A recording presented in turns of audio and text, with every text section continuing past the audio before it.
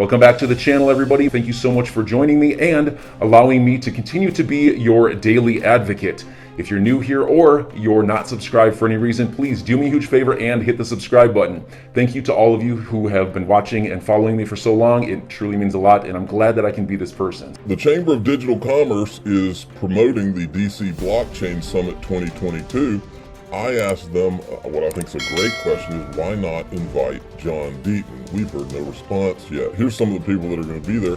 Tom Emmer, Stephen Lynch, a lot of these are politicians, Darren Soto, Hester Pierce will be there, Perry Ann Boring will be there. She's fully aware. So they'll have a guy from Shark Tank, but not John Deaton, who's ground zero for the crypto regulatory fight.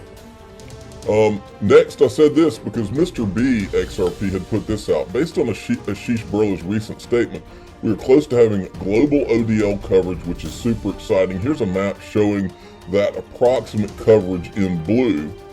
Mr. B is illustrating an excellent point right here. So here Ripple is, the whole world is going to be running global ODL, except for one country, United States of America. So I said, who is Gary Gensler working for? Pretty clear it's not investors or the U.S. Who is he working for? That's a legitimate question I have. All right, then I had a thought yesterday.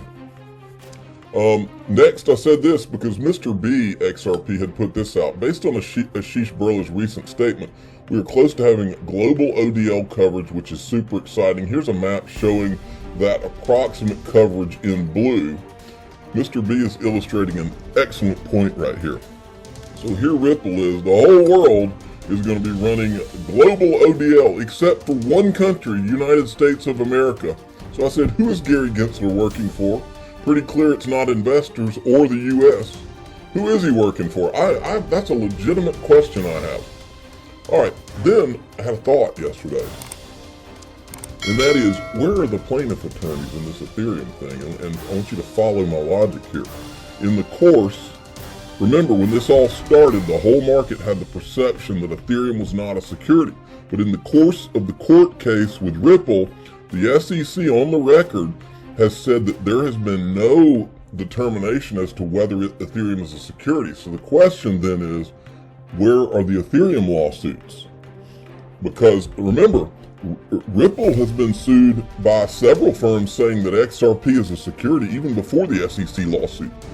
Where's the plaintiff attorneys that are now, because the plaintiff attorneys for Ethereum now have in their hand the SEC on the record in court saying that they haven't determined whether it's a security. Where are the plaintiff attorneys suing, like Jeremy Hogan here says, he says, sue the Ethereum Foundation for selling unregistered securities and cite to the Ripple versus SEC case at every opportunity?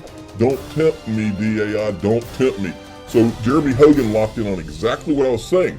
If these attorneys now have it on the record, you see the catch-22 that the SEC has put themselves into, because they're obviously trying to protect Ethereum, but at the same time, they've opened it wide open to lawsuits. That right there is a big, big problem for them. And imagine if the lawsuits started right in the middle of the Ripple case. Then the SEC is going to be in a position where, wait a minute, do they have to go and weigh in on what Ethereum is all of a sudden? Does Gary Gensler all of a sudden have to answer the question what Ethereum is to keep the Ethereum Foundation from getting sued? That obviously seems to be one of the organizations he seems to be protecting. And then these are funny things that Reuters had picked up about the library case.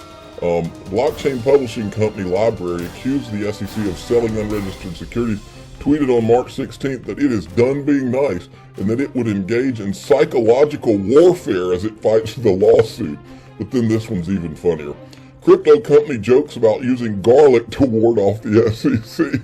They called the SEC a monster. They called the people at the SEC monsters. It was so funny.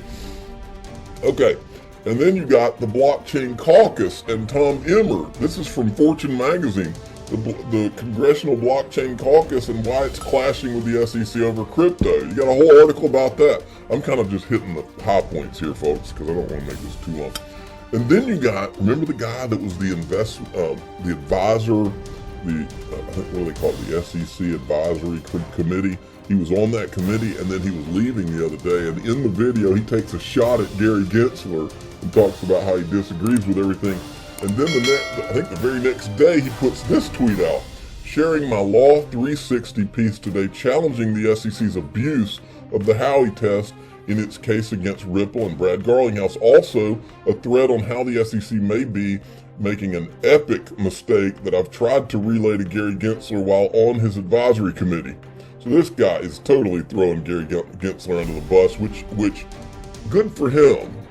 That's what I've been asking. Where are the good guys at the SEC? Where are the whistleblowers? Says SEC Gary Gensler has stated, this is his write-up, Gary Gensler has stated in public comments and in congressional testimony that at least one of the hundreds of tokens listed on the most digital asset exchanges must be a security, therefore requiring crypto exchanges to register with the SEC. Yet, when Gensler is asked by members of Congress to provide more guidance about what he means, which tokens are securities and why they are deemed so, he will often respond that the SEC doesn't give legal advice. This sort of gotcha game is inconsistent with the rule of law and the principles of a free society.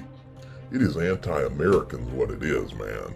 I mean, let's face it. This guy, Gary Gensler's nowhere near looking after U.S. citizens and U.S. investors. This guy's working for somebody else, not us.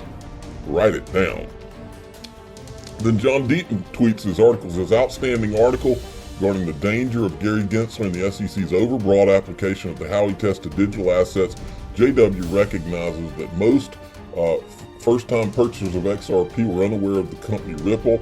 And then this JD guy replies and he says to John Deaton, he says, your brief inspired a lot of my thinking about problems with the Howey test.